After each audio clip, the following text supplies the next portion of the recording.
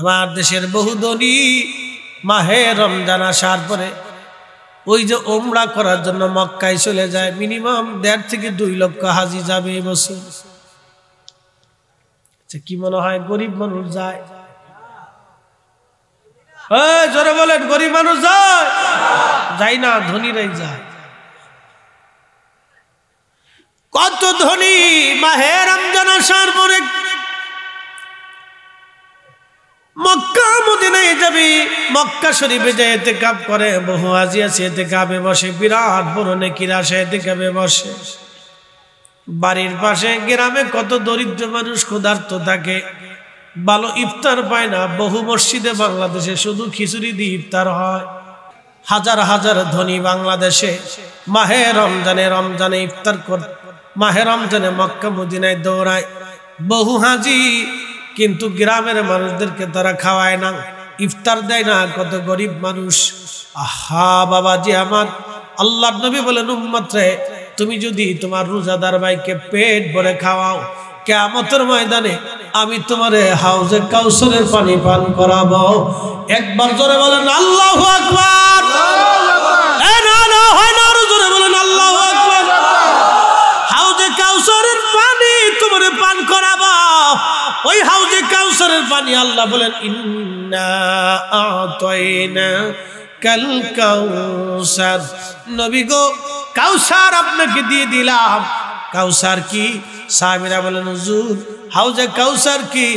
বলে, কাউসার হলো জান্নাতের একটা নদী। নদীর নিচ দিয়ে থাকবে জহরত মণিমুক্তা দিয়ে বানানো। নদীর পানি হবে মিষ্কের চাইতে গ্রান, দুধের চাইতে সাদা, মধুর চাইতে মিষ্টি। আর এই নদীর 2 ধারে থাকবে স্বর্ণ দিয়ে নির্মাণ করা। পান পেয়ালা জমরত মণিমুক্তা দিয়ে বানানো থাকবে। আকাশের যত নক্ষত্র হবে, পান পেয়ালা পেয়াগুলি তত নক্ষত্র সমতুল্য হবে। সাহাবীরা রে, এই জান্নাতের নদীটা হাসরের ময়দানে, কিয়ামতের ময়দানে আল্লাহ প্রবাহিত করাবে। সাহাবীরা রে, এই নদীর পাশে পাখি থাকবে এত সুন্দর, যা চোখ কোনোদিন দেখে নাই, হৃদয় কখনো কল্পনা করে নাই। এত সুন্দর। আমি মেরাজের রাত্রিবেলা জান্নাত ঘোরার সময় আমি নবী নিজে হাউজে কাউসারের পানি হাতে হাতে আসছি। এত সুন্দর পানি। সাহাবীরা রে, কিয়ামতের ময়দানে আমি 1 পেয়ালা পানি পান করাবো।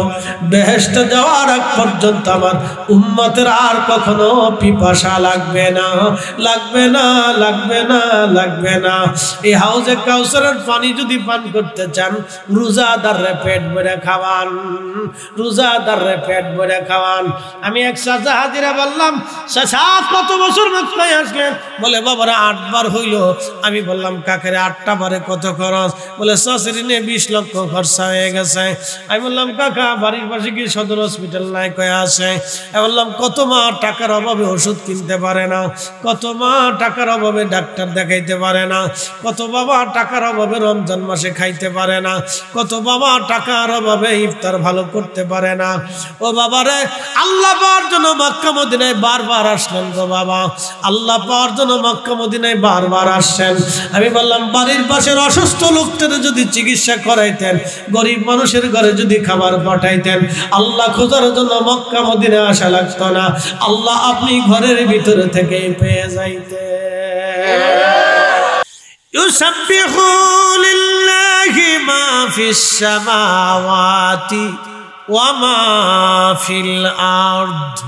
আসমান জমিনের ভিতরে এমন কোন সৃষ্টি নাই রে যে সৃষ্টি আল্লাহ জিকির না করে। এমন কোন সৃষ্টি নাই রে যে সৃষ্টি আল্লাহ জিকির না করে। শুধু গাফেল মাত্র মানুষ, মানুষ, মানুষ খুদার জিকির করতে তারা চায় না, খুদার জিকির তারা করতে চায় না। শুধু গাফেল মানুষ আর মানুষ।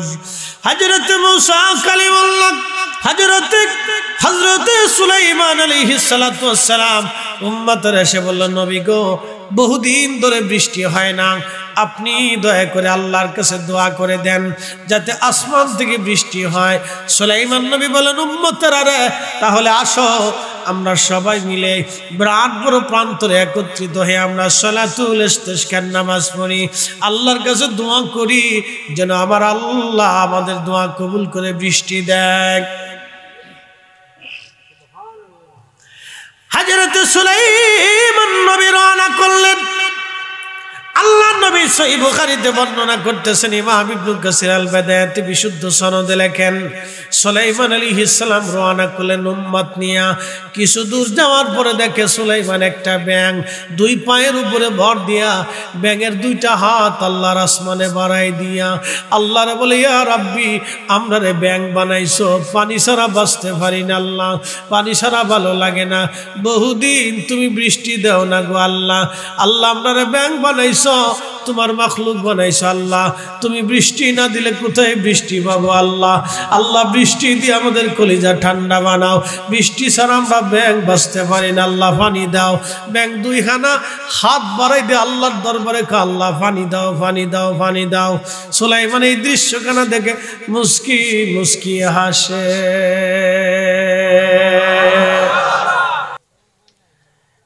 বুদ্ধিমন্ত পুরবাসী ব্যাঙে হাত বাড়া কাঁদে বলে, ইয়া রাব্বি বৃষ্টি দাও। এই জন্য মুরব্বীদের কাছ থেকে সারা জীবন শুনতাম, ব্যাঙে যদি ডাকে বৃষ্টি হবে, ব্যাঙে যদি ডাকে রে বৃষ্টি হবে। কথা তো সত্য, ব্যাঙে যখন ডাকে তখন আমার মালিকরে ডাকে আর আল্লাহ পানি দাও, দেখবেন সরল শব্দ ভ্রাদ ভ্রাদ, কিন্তু বলে আল্লাহ পানি দাও, আল্লাহ পানি দাও, আল্লাহ পানি দাও, আল্লাহ পানি দাও। মারহাবা। এইভাবে ডাকে রব্বে কারীম পানি দাও। সুলাইমান ডাক দেখে উম্মতেরা, সালাতুল ইস্তিসকার নামাজ পড়া লাগবে না রে, ফিরে চল, ফিরে চল, কবুল হয়ে গেছে। বলে হুজুর নামাজও পড়লাম না, দোয়াও করলাম না, বৃষ্টি কেমনে হবে? বলে আল্লাহর বান্দারা উম্মতেরা চলো, আল্লাহর একটা মাখলুক ব্যাঙ হাত বাড়ায় বাড়ায় কাঁদতেছে, আমার আল্লাহ ব্যাঙের দোয়া কবুল করে নিয়ে গেছে, অতএব আমাদের দোয়া করা লাগবে না, আল্লাহর আকাশ থেকে বৃষ্টি হবে। আপনি ভাবেন বৃষ্টি আল্লাহ আপনাদেরকে দেয় না, ব্যাঙের দোয়ায় বৃষ্টি হয়, গরুর দোয়ায় খাবার হয়, বিড়ালের দোয়ায় আপনি বাড়ি খাবার পান, বিড়ালের দোয়ার কারণে আপনার ঘরে মাছ আল্লাহ পাঠায়। বিড়াল কান্দে বলে, আল্লাহ মনিবেরে যদি মাছ না দাও তো আমি কাটা কেমনে পাবো? আমাদের দোয়ায় বৃষ্টি হয় না, মাখলুকের কান্নার কারণে আল্লাহর আকাশ থেকে বৃষ্টি হয়, আমাদের দোয়ায় সবসময় বৃষ্টি হয় না। আল্লাহু আকবার। নবী সুলাইমানকে আল্লাহ পশু পাখি প্রাণী কুলের ভাষা শিক্ষা দিয়েছিলেন। পশু পাখিরা কি বলতো সুলাইমান আলাইহিস সালাম শুনতেন, জানতেন, বুঝতেন। সব নবীদেরকে আল্লাহ যত মুজিজা দিয়েছে, সব নবীদেরকে আল্লাহ যত মুজিজা দিয়েছে, আমার নবীকে আমার আল্লাহ তার চাইতে 70 গুণ বেশি দিয়েছে। না না হয় না, কৃপণতা হচ্ছে, জোরে বলেন আল্লাহু আকবার। নবীজি যা হরিণ একটা বাধা, ইমাম বাইহাকি দালাইলুন নবুয়াতে বিশুদ্ধ সনদে ঘটনা লেখছে। বাংলাদেশের কিছু সূরা আছে, কিছু সূরা মৌলবী কয় জাল হাদিস, ওর জালের গোষ্ঠী কিলাই রে বেটা, নবীর মুসাম্মান আর মুজেজার কথা আসলে খালি জাল হাদিস টুকায়। ইমাম বাইহাকি দালাইলুন নবুয়াতে বিশুদ্ধ সনদে হাদিস খানা লেখেন, হরিণের পাশ দিয়ে নবীজি যাচ্ছে, হরিণ একটা বাধা, নবীজিকে সালাম দিল, আসসালাতু আসসালামু আলাইকা ইয়া রাসূলুল্লাহ। নবীজি সালামের জবাব দিয়ে বলেন, হরিণ সালাম কেন দাও? বলে, ইয়া রাসূলুল্লাহ মনের একটা বিরাট দুঃখ আপনার কদমে জানাবো। বলো হরিণ কি চাও? বলে, হুজুর আমাকে একজন ব্যক্তি ধরে নিয়ে আসছে জঙ্গল থেকে, নবী গো বেঁধে রেখে দিয়েছে আমাকে। হুজুর পাহাড়ের ওই পাশে, পাহাড়ের জঙ্গলে আমার 2টা বাচ্চা আছে, ওরা দুধের জন্য কাঁদতেছে গো নবীজি। আমি মা হরিণ, আমার বাঁধনটা খুলে দেন, আমি আমার বাচ্চাদেরকে দুধ পান করাই আবার ফিরে আসবো। চিৎকার মেরে জোরে বলেন না ইয়া রাসূলুল্লাহ। হরিণ কাদের বলে, হুজুর মেহেরবানি করে আমার বাঁধন ছিঁড়ে খুলে দেন, আমি আমার বাচ্চাদেরকে দুধ পান করে আবার আপনার কাছে ফিরে আসব। হরিণ কাঁদে বলে, হুজুর আমার দুইটা বাচ্চা আমি দুধ পান করাবো, ওরা কান্না করে। নবী গো, আমার বাচ্চাগুলি বড় ক্ষুধার্ত যুবক রে, মা কি জিনিস একটা হরিণ থেকে বুঝে যাও, মা কি জিনিস। একটা হরিণের কলিজার ভিতরে বাচ্চার প্রতি এত বড় দরদ আমার আল্লাহ দিলেন। হরিণ জানে পৃথিবীর কেউ আমার ভাষা বুঝবে না, কিন্তু আমার পাশ দিয়ে যিনি যাচ্ছেন রাহমাতুল লিল আলামিন, তিনি আমার দরদ বুঝবে, ভালোবাসা বুঝবে, আমার বিপদ বুঝবে। এই জন্য দুনিয়ার মাখলুক যারা আছে তাদেরকে আদর করতে হয়। আপনি যদি আপনার বাড়ির গরুটাকে আদর না করেন, মারেন, পিটান, কিয়ামতের ময়দানে সে আল্লাহর দরবারে আপনার বিরুদ্ধে মামলা করবে। আপনার বাড়ির পশু পাখিরে যদি আদর না করেন, খাবার যদি না খাওয়ান, কিয়ামতের ময়দানে মামলা করবে। রাব্বি, দুনিয়ার মানুষের অধীন বানাইছিল, আমার মালিক আমারে খাবার দেয় নাই, আল্লাহ আমাকে মারছিল, মামলা দিলাম, বিচার আমি আজকে চাই। আল্লাহ বলেন মালিক ইয়াউমিদ্দিন, আমি বিচার দিনের মালিক, বিচার দিনের মহাবিচারপতি, আমি একেবারে চুল টু চুল, পাই টু পাই সেই দিন বিচার করে দিব। আমি আল্লাহ সেই দিন ন্যায় বিচার প্রতিষ্ঠিত করব। আমি আল্লাহর আদালত থেকে ন্যায় বিচার ছাড়া কেউ যাবে না। চিৎকার মেরে জোরে বলেন না মারহাবা। বস্ত্রহীন থাকবে, পৃথিবীর কোটি কোটি টাকার মালিক বস্ত্রহীন হবে। প্রেসিডেন্ট পুতিন, জো বাইডেন আর ট্রাম্প বলেন, শি জিনপিং বলেন, সৌদির বাচ্চা বলেন, পৃথিবীর বড় বক্তা বলেন, আর বড় জনপ্রিয় ব্যক্তি বলেন, কিয়ামতের ময়দানে উলঙ্গ উলঙ্গ উলঙ্গ সবাই থাকবে বস্ত্রহীন, নারী আর পুরুষ বলেন, সবাই সেদিন বস্ত্রহীন। আমার রাসূলকে আমার আল্লাহ বেহেশতের পোশাক পরাইয়া, জান্নাতি মুকুট পরাইয়া, আর সে আল্লাহর ডানে মাকামে মাহমুদে উত্তম চেয়ারে আমার আল্লাহ বসে দেখাবে। হাসরবাসী দেখ, মানব জাতি দেখ, ও জিন জাতিরা দেখ, ও ফেরেশতা জাতি দেখ, ও মাখলুকরা দেখ, আমি আল্লাহর পছন্দের মেহবুব, আমার হাবিব, আমার বন্ধু, আমার নবী, আমি তার আজকে মহা সম্মান দিয়ে উত্তম মুকুট পরাইয়া, জান্নাতের শ্রেষ্ঠ পোশাক পরাইয়া, আমি আরশে মুআল্লার ডান পাশে মাকামে মাহমুদের স্থানে বসাইয়া আমি আমার নবীকে আজকে সম্মান দিলাম। তোরা দেখ দেখ, নজদির দলেরা, আমার রসুলের ইজ্জত নিয়ে তোরা দুনিয়াতে সিরিমিনি খেলছিলি, আমার রসুলের শানকে তোরা ছোট ছোট করে দেখেছিলি, আজকে তোরা দেখ আমি আল্লাহ আমার রসুলের সম্মানকে কত বুলন্দ করে দিয়েছি। আজকে এই স্থানে কারো আসার অনুমতি নাই, পৃথিবীর সব আজকে আমার সামনে মাথা নত করে পড়ে থাকবে। আমার রসুলকে আমি আল্লাহ আমার চাইয়া মহা সম্মানে, মহা ইজ্জতে, মহা সম্মান দিয়ে রাখছি। আমরা সেই নবীর উম্মত, একবার জোরে বলা যাবে আল্লাহু আকবার।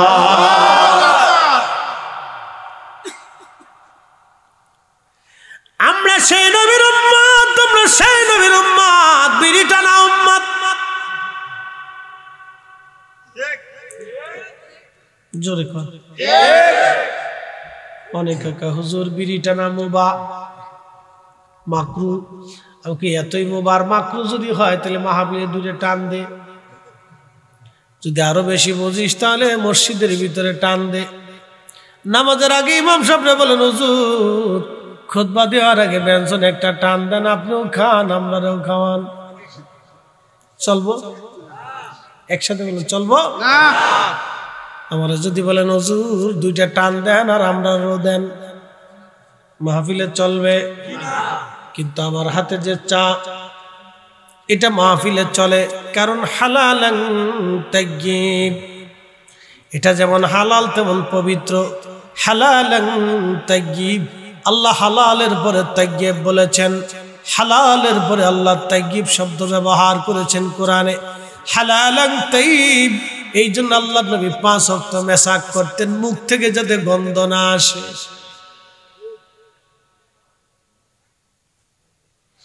5 ওয়াক্ত মেসাক করতেন, নামাজের আগে যাতে মুখ থেকে গন্ধ না আসে, দুর্গন্ধ ছড়িয়ে না যায়। আল্লাহর নবী এত পবিত্র থাকতেন। আল্লাহর নবীর পবিত্র ঘাম থেকে মিশকাম্বরের ঘেরান আসতো, নবীজির থুতু মুবারক থেকে মিশকাম্বরের ঘেরান আসতো, আল্লাহর নবীর পেশাব মুবারক থেকে মিশকাম্বরের ঘেরান আসতো, আল্লাহর নবীর চাদর থেকে মিশকের ঘেরান আসতো, আল্লাহর নবীজির জুব্বা থেকে মিশকের ঘেরান আসতো, আল্লাহর নবীর শরীর মুবারক থেকে মিশকের ঘেরান আসতো।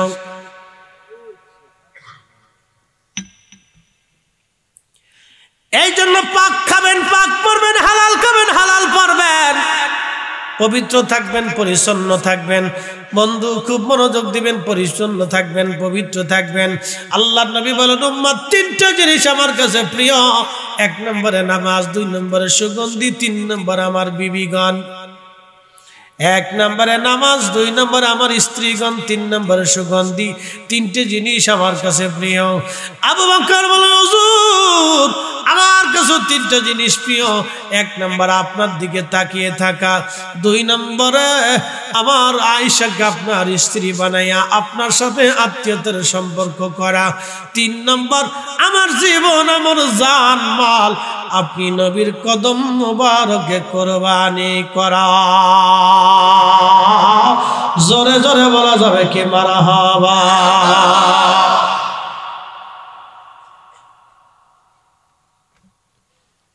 হরিণ কাদের বলে, হুজুর আমি জানি আপনি ছাড়া আমাকে কেউ আজ বাঁচিয়ে আমাকে ছাড়বে না গো নবীজি। একটা লোক আমাকে ধরে এনে বেঁধে রাখছে, নবী গো আমার বাচ্চা 2টি না খাওয়া আছে। হুজুর ওরা কাঁদে, আমি মা হরিণ, অনুমতি চাই গো নবী, আমারে দয়া করেন, আমার বাঁধন খুলে দেন, আমি আবার ফিরে আসব। মা কি জিনিস এখান থেকে বুঝে যান, মা কি জিনিস। আহা, মা এমন এক দরদের জিনিস, মা এমন এক নিয়ামত সন্তানের জন্য। 25 বছর ধরে মা আপনাকে 3 বেলা রান্না করে খাওয়াইছে, বিনিময় 25 দিনও আপনি মা রান্না করে দেন নাই। আপনার স্ত্রী খিটখিট খিটখিট করে বুড়া মানুষ খাবার চায়, বিবিকে একটা শব্দ বলবেন, বিবি রে আমি এই মায়ের জন্য দুনিয়ার চেহারা দেখেছি, আমি আমার এই মায়ের জন্য পৃথিবীর মুখ দেখেছি, এত বড় হয়েছি, আমি আমার মায়ের জন্যই আজ তোমার জন্য তৈরি হয়েছি। বিবিরে ভালো যদি লাগে থাকো, না লাগলে চলে যেতে পারো, তালাক নিয়ে চলে যাও, আপত্তি হবে না, কিন্তু মার খেদমত থেকে আমি জুদা হব না। কথা বলেন ঠিক কিনা?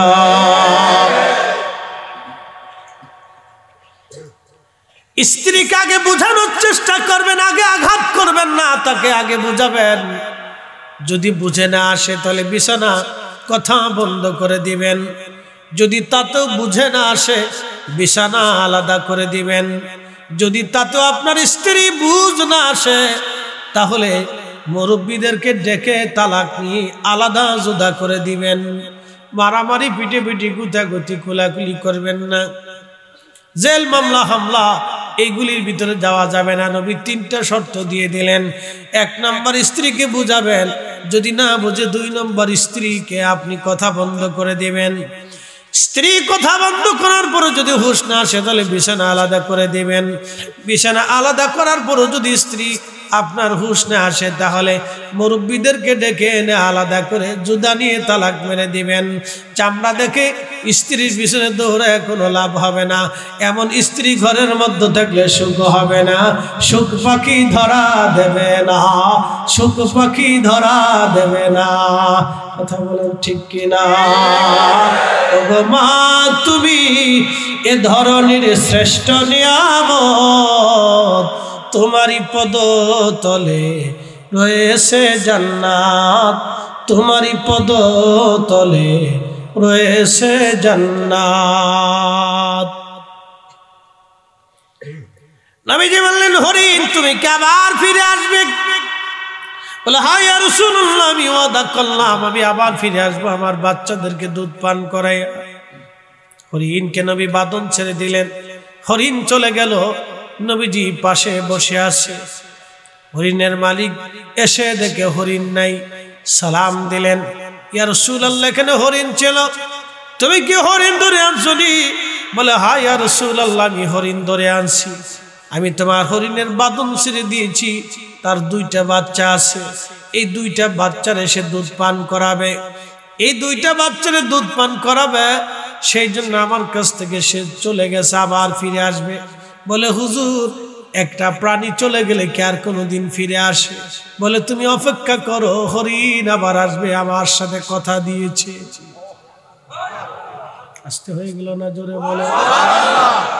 আরে মানুষ বেঈমানি করে কিন্তু প্রাণী বেঈমানি করে না, প্রাণী বেঈমানি করে না। আজ পর্যন্ত দেখেন না কোনো বিড়াল আপনার বেঈমানি করেছে, কুকুর বেঈমানি করেছে, গরু বেঈমানি করেছে। আপনি দুধ দহন করেন, তারে খাওয়ান, আপনি দুধ দহন করেন, বাচ্চাটা বেঁধে রেখে দেয় মালিক, দেখবেন বাচ্চাটা দৌড়ায় দৌড়ায় ছোটাছুটি করে, মা তারে ডাক দেখায়, বাচ্চারে দাঁড়া, আমি মা, তোর মা হতে পারি, কিন্তু আমার মালিক আমারে খাওয়ায়, আমার মালিক আমারে ঘুম পাড়ায়, আমার মালিক আমারে সেবা যত্ন করে, আমার দুধ মালিকের হক আছে রে বেটা, তুই আমার মালিক আগে দুধ নিবে, তারপরে তুই খাবি, এটা আল্লাহর আইন। দেখবেন গরু লাথি দেয় না আপনাকে, যদি আপনি আল্লাহর আইন যদি না থাকতো, তাহলে গরু আপনাকে লাথিয়ে পিটিয়ে গুতাইয়া আপনারা সারিয়া দিয়ে তারপরে গরু চলে যাইতো। গরু আল্লাহর আইন আপনারা দুধ দেয়। যদি এতই দুধ আপনার দরকার হয়, তাহলে বাঘের দুধ দোয়াই দেখেন কেমন লাগে। আল্লাহ অনেক বড় কৌশল, আল্লাহু খায়রুল মাকিরিন, অনেক বড় কৌশল আল্লাহ। বিড়াল দিছে, বিড়াল ইঁদুর দাবড়াবি, বাড়ির মালিকের বাড়ি পাহারা দিবি। এই জন্য ইঁদুর পাহারা দেওয়ার জন্য বিড়াল পালা লাগে, সর ঘরের মধ্যে যাতে না আসে, শিয়ালে মুরগি যাতে ধরে নিয়ে না আনে যায়, কুকুর দিয়ে পাহারা দেওয়া লাগে। বন্ধু খুব মনোযোগ দিবেন। হরিণ এসে বলল, হুজুর আমি চলে যাচ্ছি, আবার ফিরে আসবে। মালিক কয়, হুজুর বলেন কি, হরিণ কি আর কখনো ফিরে আসবে? বলে দাঁড়াও, আসবে, সে আমার সাথে ওয়াদা করছে। দেখে কিছু সময় পরে হরিণ আসে। হরিণ শুধু একা আসে না, সাথে 2টা বাচ্চা দৌড়ায় আসছে। বাচ্চা নিয়ে এসে হরিণ নবীজির সামনে দাঁড়ায় সালাম দিল, আসসালাতু আসসালামু আলাইকা ইয়া রাসূলুল্লাহ। একবার জোরে বলা যাবে কি মারহাবা? সালাম দিছে হরিণ। হুজুর আমি আমার ওয়াদা পালন করেছি, আমি এসেছি ইয়া রাসূলুল্লাহ, আপনি রশিতে আমার বাঁধন আবার জোড়াইয়া দেন। নবী গো, আমার সাথে 2টা বাচ্চাও চলে আসছে, ওদের দুধ পান করাইছি, ওরাও আমার সাথে চলে আসছে। নবীজির কাছে বড় দয়া লাগে। মালিক রে, দেখছো হরিণ তার বাচ্চা নিয়ে আবার ফিরে আসছে, তোমার কি দয়া হয় না গো? ছেড়ে কি দিতে পারো না? মুক্ত করে দাও। মালিকেরও মনে মায়া লাগলো, বলি ইয়া রাসূলুল্লাহ, হরিণ আপনার সাথে ওয়াদা পালন করেছে, প্রিয় নবী আমি হরিণকে মুক্ত করে দিলাম। হরিণকে নবী বলেন, হরিণ চলে যাও তোমার বাচ্চা নিয়ে, তোমাকে মুক্ত করে দেওয়া হলো। হরিণ সালাম দিয়ে খুশি মনে বাচ্চা নিয়ে, হরিণ আনন্দ চিত্তে লাফায় লাফায় বাচ্চা নিয়ে জঙ্গলের মধ্যে চলে গেল। তিনি আমাদের নবী রাহমাতুল লিল আলামিন। একবার জোরে বলা যাবে কি ইয়া রাসূলুল্লাহ? ওরে রাহমাতুল লিল আলামিন, আপনি উম্মতের জাবিন, গুনাহগারের অতি আপনজন, আল্লাহর নবী নূরের নবীও আপনি, নবী আমার জীবনের জীবন। এ মুসলমান, বুদ্ধিমন্ত পরমাসী মৌলভী বাজারের মুসলমান, মনোযোগ দিয়ে কথাগুলি শুনবেন। আজ হযরত সুলাইমান আলাইহিস সালাম মাখলুক দোয়া করে বৃষ্টি হয়ে গেল। হযরত মূসা আলাইহিস সালাম তুর পাহাড়ে যায় আল্লাহর সাথে কালাম করার জন্য। একদল হাঁস সামনে দাঁড়ায় গেল।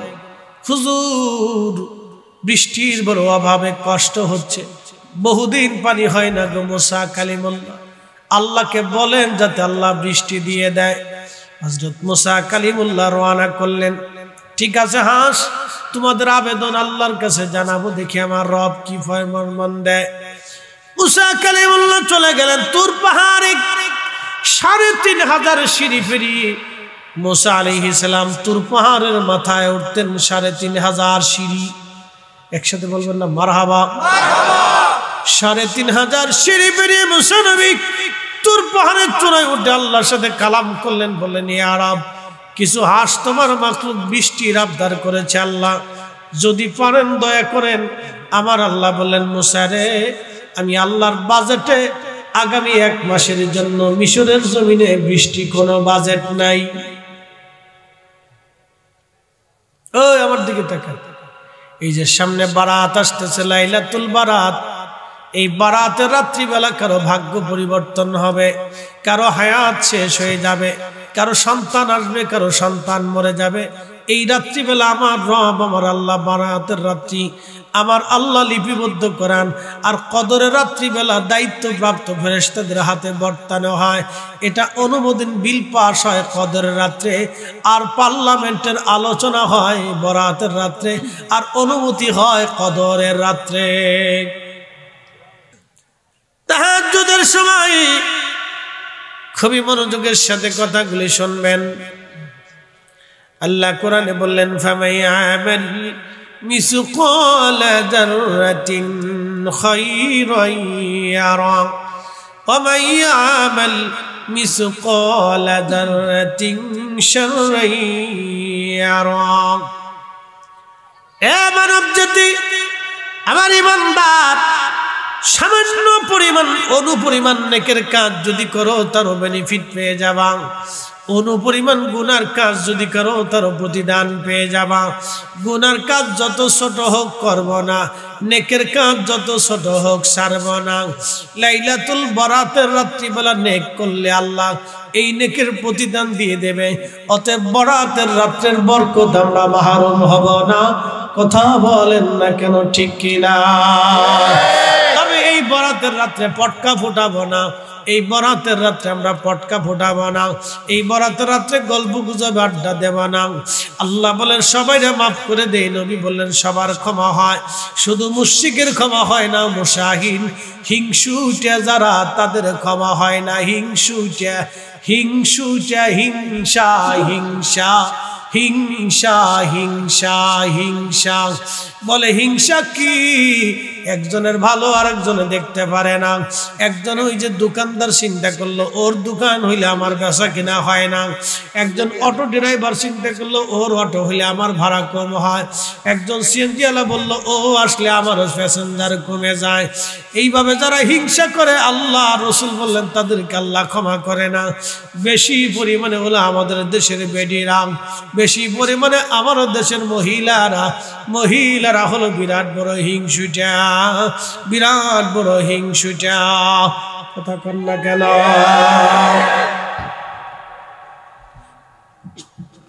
বুঝছনি ওয়াজ? বেডিরা হিংসুটে বেশি, শিখে যা। মহিলারা হিংসুটে বেশি। বলে কেমন? একদম চামচ লইয়া, অদূর ডিম লইয়া, সামান্য জিনিস নিয়ে হিংসা করে, ঝগড়া করে, বিবাদ বাঁধায়। হিংসা, এই হিংসার কারণে আল্লাহ তাকে মাফ করে। আল্লাহ এই রাত্রে সবাইকে মাফ করে দেয়, মুশরিক এবং হিংসুটিকে আল্লাহ মাফ করে। এবং যারা নেশা করে আল্লাহ তারও মাফ করে না, যদি তওবা করে তাহলে মাফ করবে। নেশা করে আল্লাহ মাফ করে না। যারা গাঁজা খায়, বাবা খায়, ইয়াবা খায়, হিরোইন খায়, মদ খায়, এদেরকে আল্লাহ মাফ করে না। তবে যদি তওবা করে তো মাফ হবে। কষ্ট হচ্ছে আপনাদের? একসাথে বলি না আল্লাহু আকবার। এই রাতের ইবাদত চলবে কি চলবে না? হবে কি হবে না? আল্লাহর নবী যা বলছে আমরা তাই মানি। কথা বলেন ঠিক কি না? কোনো মৌলবীর ফতোয়ার দিকে তাকানোর সুযোগ আমাদের। আল্লাহ বলছেন বেনিফিট দিবে তো এই রাতেও দিবে, এই রাতের পরের রাতেও দিবে। কথা ঠিক আছে না? সারা রাতে, সারা জিন্দেগি, সারা জীবন তাহাজ্জুদের নামাজে দাঁড়ায় গেলে এই রাতেও ফজিলত আল্লাহ দিয়ে দেবে। অতএব বরাতের রাত্রে আল্লাহ একটা আলাদা মর্তবা দিছে, অতএব এটার বরকত আছে। হযরতে মুসা কালিমুল্লাহ চলে আসলেন, তিনি হাঁসের দল মুসা নবীর সামনে দাঁড়ায় গেলেন। নবী গো, আমরা বৃষ্টি চাইছিলাম, আল্লাহর কাছে বলছেননি। হাঁসের আরে রবের কাছে বলছি বৃষ্টির কথা, আল্লাহ বলে দিয়েছেন আগামী 1 মাসে কোনো বৃষ্টি নাই। তখন হাঁস জিকির করতে লাগলো, আমার সাথে পড়েন আলহামদুলিল্লাহি রাব্বিল আলামিন। আমার সাথে জোরে পড়েন আলহামদুলিল্লাহি রাব্বিল আলামিন। আর জোরে পড়েন আলহামদুলিল্লাহি রাব্বিল আলামিন। হাঁসের দলে জিকির শুরু করে দিল, সমস্যরে একসাথে জিকির করলো আলহামদুলিল্লাহি রাব্বিল আলামিন। কিছু সময় পরে মুসা নবী বাড়ি যাওয়ার সময় দেখে রে আল্লাহর আকাশ জোরে কালো মেঘ জমে গেল। হঠাৎ করে গুরুম করে আওয়াজ দিল, আর অজর দ্বারা বৃষ্টি শুরু হয়ে গেল। বৃষ্টি এত পরিমাণে নামলো, হাঁটু পর্যন্ত বৃষ্টিতে ভরে গেল। ওই হাঁসের দল সাঁতরে মুসা কালিমুল্লাহর সামনে এসে বলল, নবী গো, আপনি না বললেন আগামী 1 মাসে বৃষ্টি হবে না, আল্লাহ এত পরিমাণে বৃষ্টি কেন দিল গো? মুসা নবী লজ্জা পেয়ে গেছে, বলো কি? কথা তো সত্য। আল্লাহ আমাকে বললো বৃষ্টি বাজেট নাই, আবার বৃষ্টি দিয়ে দিল। আল্লাহ কারণ কি? আল্লাহ সাজদা করে আল্লাহ একটা মাখলুকের সামনে নবীরে লজ্জা দিয়ে ফেললে। আল্লাহ তুমি বৃষ্টি কেন দিলা? আল্লাহ ডাক দেখে মুসারে, যখন হাঁসের দলের তুমি বলছো বৃষ্টি হবে না, তখন তারা কি বলেছিল? বলেছে আলহামদুলিল্লাহি রাব্বিল আলামিন। এ মুসা, বৃষ্টি নামক নিয়ামত না পাইয়া আমার হাঁসের দলেরা আমার জিকির শুরু করলো, আমার হাম করলো, প্রশংসা করলো, কৃতজ্ঞতা আদায় করলো।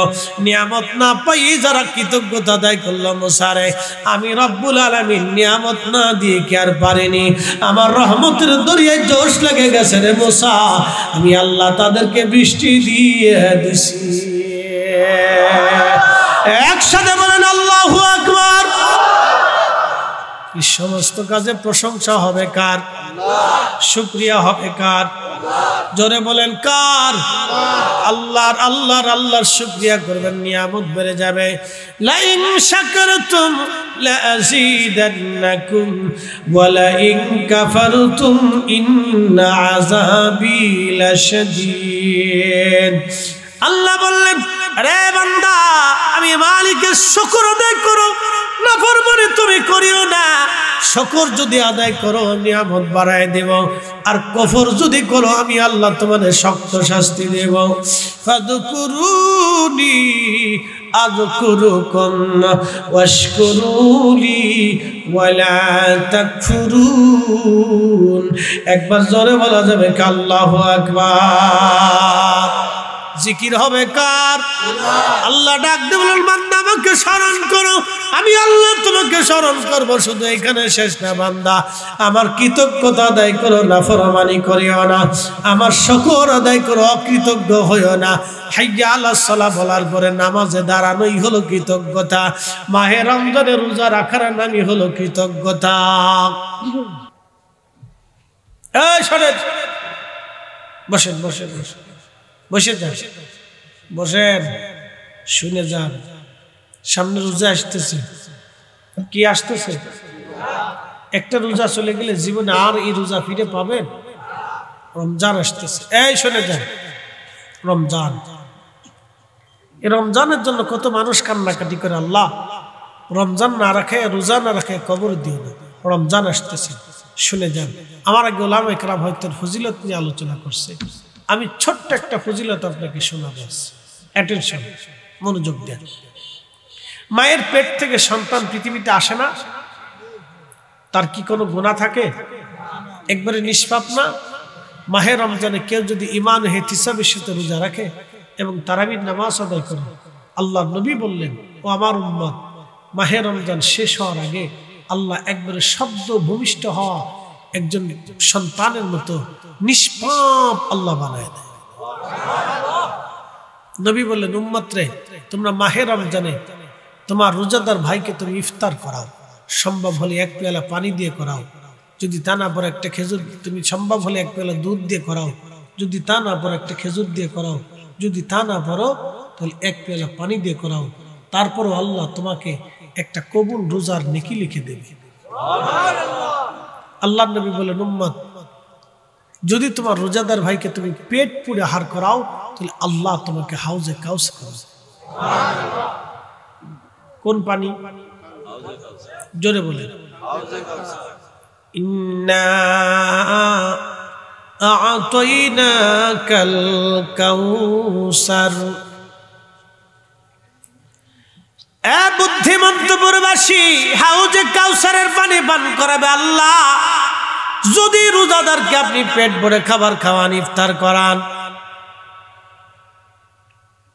খাওয়াবেন, বেশি বেশি খাওয়াবেন রোজাদার রে। খালি আমাদের দেশে উল্টে কাজ, আসল কাজে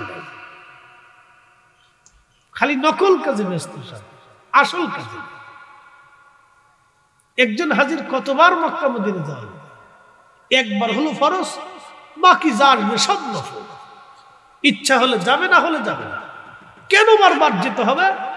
পিকনিক করার জন্য যায়, বড় দামি হোটেল নেই, কলুত্তলা, প্রত্যেক দিন 1 লাখ টাকা খরচা। বাপরে বাপ, ও বাপের টাকা দিয়ে যায় না তো, সব 2 নম্বরই টাকা, জনগণের টাকা। হ্যাঁ, কথা বলেন, মানুষের রক্ত বইয়া জমি বাইরে দিয়ে টাকা দেয়। আপনি আমাকে তো বারবার নিতে পারবেন না, কেন জানেন? আমার অনেক কষ্টের রুজি, রাত জাগা রুজি, শত শত মাইল গাড়ি দাবড়ায় রুজি করি, শত শত মাইল দাবড়ায় গাড়ি রুজি করি। জানেন, ঢাকা থেকে আসতে যাইতে জীবনের শেষ কথা হয়ে যাওয়া লাগে, এত সহজ।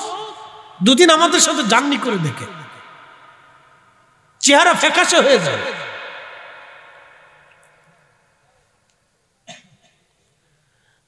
মুসলমান হাজিরিন, কি আর ওয়াজ করবো? ওয়াজ করার মতো তো কিছু নাই। হ্যাঁ বন্ধু, মনোযোগ দিয়ে শুনবেন। ঘটনা একটা বলে আলোচনার শেষের দিকে চলে যাব। পৃথিবী বিখ্যাত একজন ফকিহ, তার নাম আব্দুল্লাহ ইবনে মুবারক রাহিমাহুল্লাহ। আহা, ফিকের এমন কোন কিতাব নাই যে কিতাবে তার নাম না আছে। আব্দুল্লাহ ইবনে মুবারক রাহিমাহুল্লাহ এত বড় আলেম, তিনি হজ করার জন্য রওনা করলেন। নফল হজ, আগে হজ ফরজ করেছেন, নফলটা করার জন্য বের হয়ে গেলেন। বহুদূর যাওয়ার পরে একটা কারিয়ার পাশে খাদেমদেরকে বললেন, বেটারা, উনি অনেক বড় ধনী ছিলেন, পৈতৃক সম্পত্তিগত, উনি অনেক জমিদার ছিলেন, হাজার হাজার কোটি কোটি টাকার সম্পদ ছিল। হজে যাওয়ার সময় অনেক টাকা স্বর্ণ মুদ্রাগুলি নিয়ে যাইতেন, স্বর্ণ মুদ্রা নিয়ে রওনা করতেন। ওনার আদত ছিল মক্কায় যাওয়ার পরে কোনো হাজি সম্বল হারাইলে হাজিদেরকে তিনি মক্কা মদিনায় হাজিদেরকে সাহায্য করতেন। সম্বল হারাইলে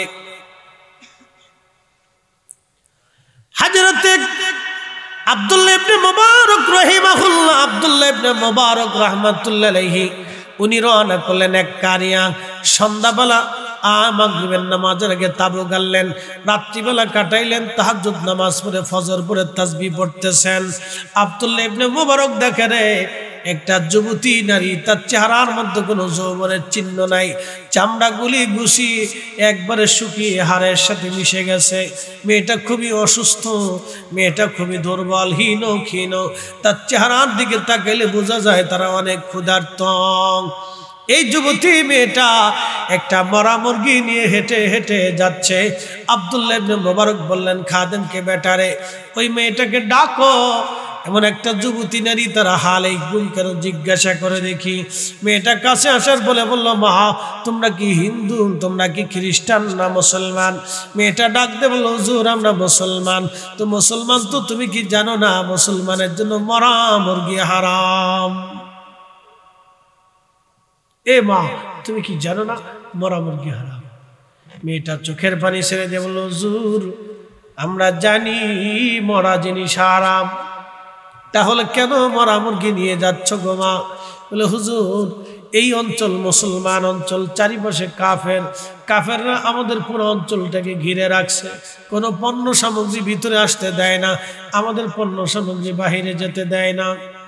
যোগাযোগ বিচ্ছিন্ন হয়ে যাওয়ার কারণে আমাদের বড় অভাব হয়ে গেছে, ব্যবসা বাণিজ্য তারা আমাদের সাথে করে না, লেনদেন তারা বন্ধ করে দিয়েছে, এতটা অভাব আমাদের এসেছে।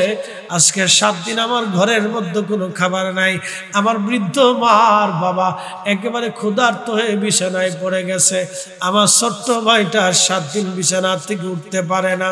আমি বড় কষ্ট করি, অনেক বড় কষ্ট নিয়ে আমি ধীরে ধীরে এসে দেখি কোনো কিছু পাওয়া যায় কিনা। হুজুর রাস্তার পাশে মরা মুরগি নিয়ে পেয়ে যাচ্ছি, দেখি কোন রকম জ্বালায় আগুন জ্বালাইয়া পানি দিয়ে সিদ্ধ করে যদি তাদের মুখে দিতে পারি, একটু যদি দাঁড়াইতে পারে তাও সম্ভব। আমি জানি মরা মুরগি খাওয়া হারাম, কিন্তু জীবন বাঁচে না, কি করব আমরা? হুজুর বলেন, বড় কঠিন কষ্টের মধ্যে পড়ে গেছি। কথাগুলি শুনি আব্দুল্লাহ ইবনে মুবারক চোখের পানি ছেড়ে দিয়ে খাদেমকে বললেন, বেটারে কি পরিমাণে সম্পদ আছে? বলে, হুজুর প্রচুর পরিমাণে স্বর্ণ মুদ্রা আছে, আমার বাড়ি যাইতে কত দিনার লাগবে, বাড়ি ফেরত যাইতে যেই পরিমাণ দিরহাম প্রয়োজন এক পাশে রেখে দিয়ে বাকি দিরহামগুলি মুসলিম এলাকার ভিতরে দান করে দিয়ে যাও। সবাইকে ডাকো, মক্কা মদিনায় যাওয়া লাগবে না, আল্লাহর ঘরে যে আল্লাহ তালাশ করা লাগবে না, আমি গ্রাম থেকে আল্লাহ তালাশ করে ফিরে চলে যাব। একবার জোরে বলা যাবে কে মারহাবা? এই মুসলমান আছে দেশে? ছাতা নাই, খালি মক্কা মদিনা দৌড়াইব রমজান মাস আসলে, বিরাট নেকির কাজ। কিন্তু গ্রামের মানুষে খাবার দেয় না, দেয় না। আমি এক ভদ্রলোক, আমার ঢাকাতে আল্লাহ মাফ করুক, বহু সম্পদের মালিক, 35 না 52টা বাড়ি আছে। বললো, চাচা মসজিদে একদিন ইফতার দিয়ে যান কয়েকদিনের জন্য, ওমরাই যাবে। তো যা দিছে ওইটার বলার দরকার নেই, আর যেটা বদ দিছে এটার বলার দরকার নেই, যা দিছে তো দিছে। বুঝতে পারছো? ইস, আল্লাহর নবী বলেন, উম্মত আমার একজন রোজাদারকে যদি তুমি পেট ভরে খাওয়াইতে পারো, হাউজে কাউসারে তোমাকে পানি পান করাবো। একসাথে বলেন আল্লাহু আকবার। হাউজে কাউসারে তোমার পানি পান করে দেবো, যাও। আল্লাহ রাসূল বলে দিলেন, যাও পানি পান করে দেবো। ইফতার করাবেন না? ইনশাআল্লাহ। জোরে বলেন ইনশাআল্লাহ। আরেকটু জোরে বলেন ইনশাআল্লাহ। একজনকে খাওয়াইলে কয় রোজার সওয়াব? 1 রোজার সওয়াব। 1 রোজাদারের জন্য কয় রোজার সওয়াব?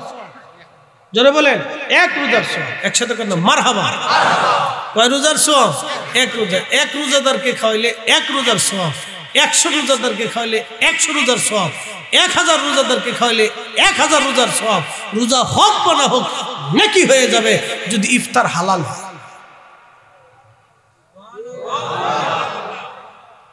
খাওয়াইবে, খাওয়াইবে, রোজাদারকে খাওয়াবে, যদি সম্ভব হয় তো গরিব মানুষ ডেকে এনে খাওয়াবে,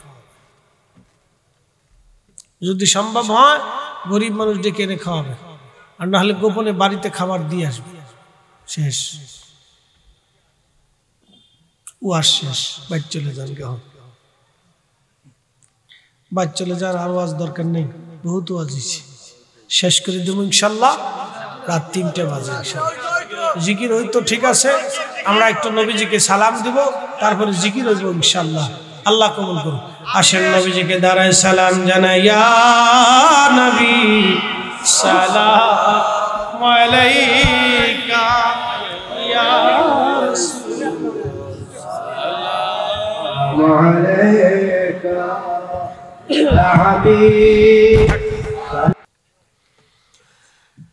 আল্লাহু আকবার ওয়ালিল্লাহিল হামদু, বিসমিল্লাহির রাহমানির রাহিম। আল্লাহু আকবার।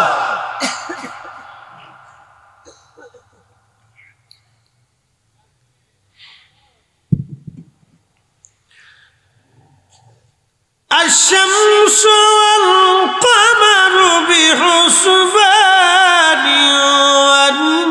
والنجم والشجر يسجدان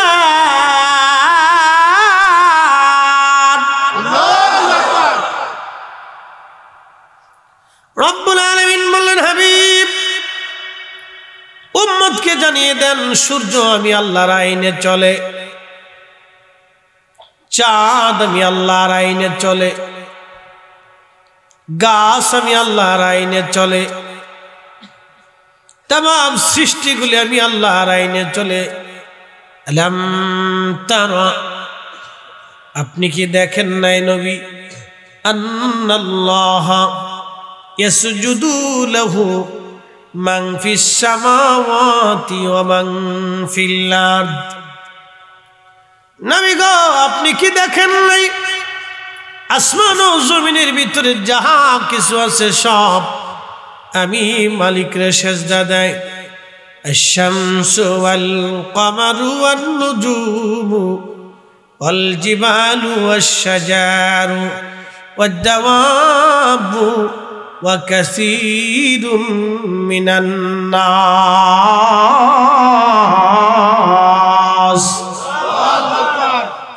কখনো তোমাকে যদি ভুলি, হেদায়েতের আলো জেলে নিয় কাছে তুলি, ঠাহি দিও প্রিয়তম অগমহিয়ান। তুমি রহমান, তুমি মেহেরবান। অন্ধ গাহে না শুধু তোমারি গুণগান, অন্ধ গাহে না শুধু তোমারি গুণগান। বুঝেও বুঝে না তবু শান, তুমি রহমান, তুমি মেহেরবান।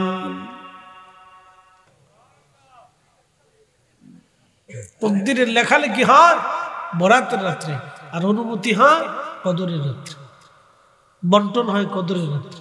দুটো রাতই খুব গুরুত্বপূর্ণ। যারা বলবে এই রাত্রিবেলা ঘুমান, কোনো ইবাদত নাই, বুঝবেন ওটা শয়তান।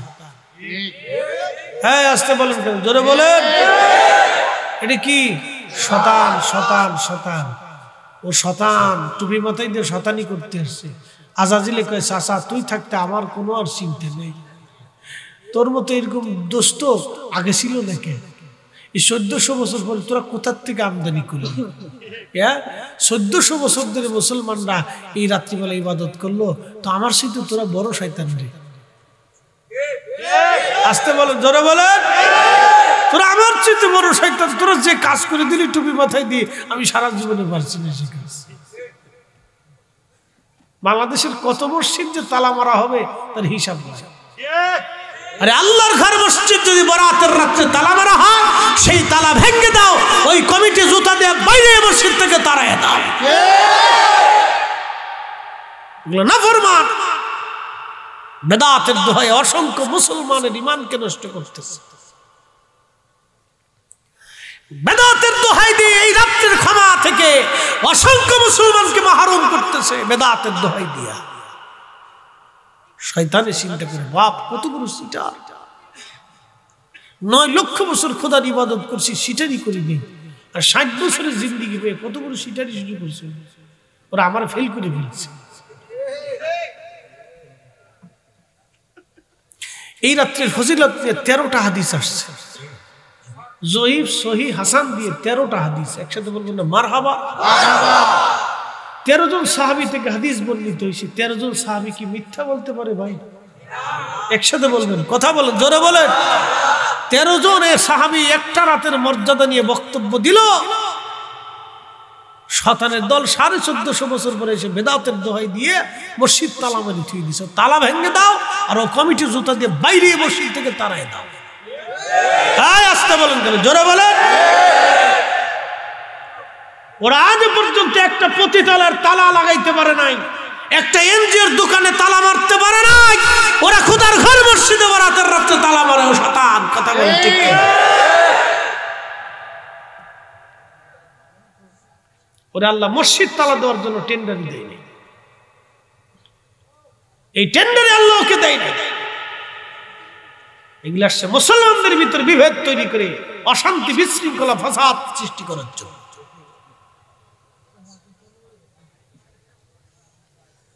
কষ্ট হচ্ছে নি আপনাদের? হইতো না আর হইতো 1 ঘন্টা হয়ে গেছে, কিন্তু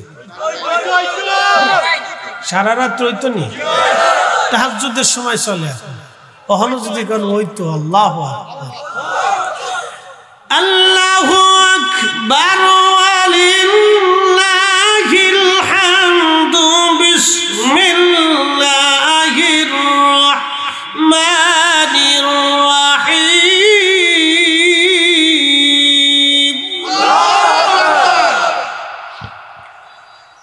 ইয়া আইয়ুহাল মুযাম্মিল কুমিল লাইলা ইল্লা قليلا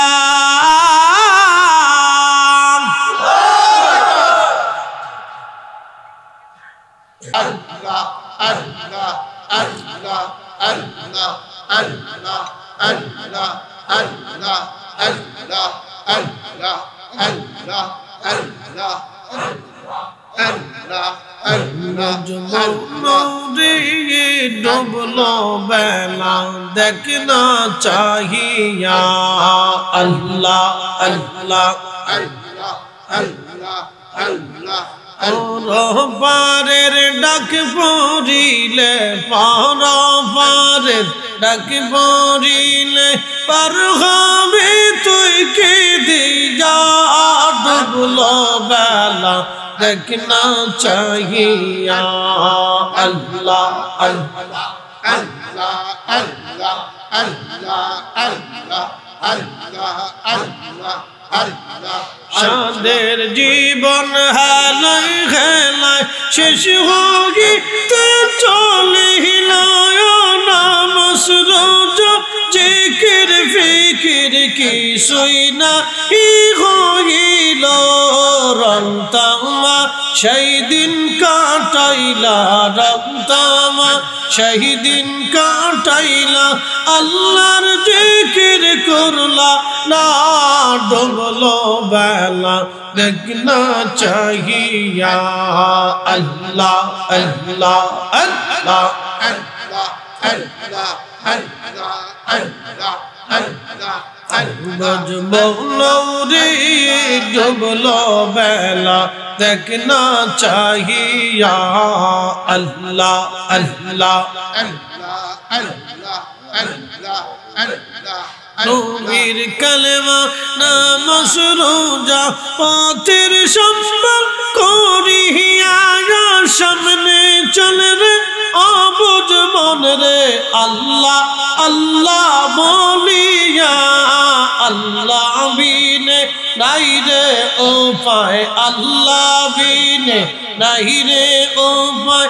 দেখছনি মন ভাবিয়া, ডুবলো বেলা দেখনা চাহিয়া।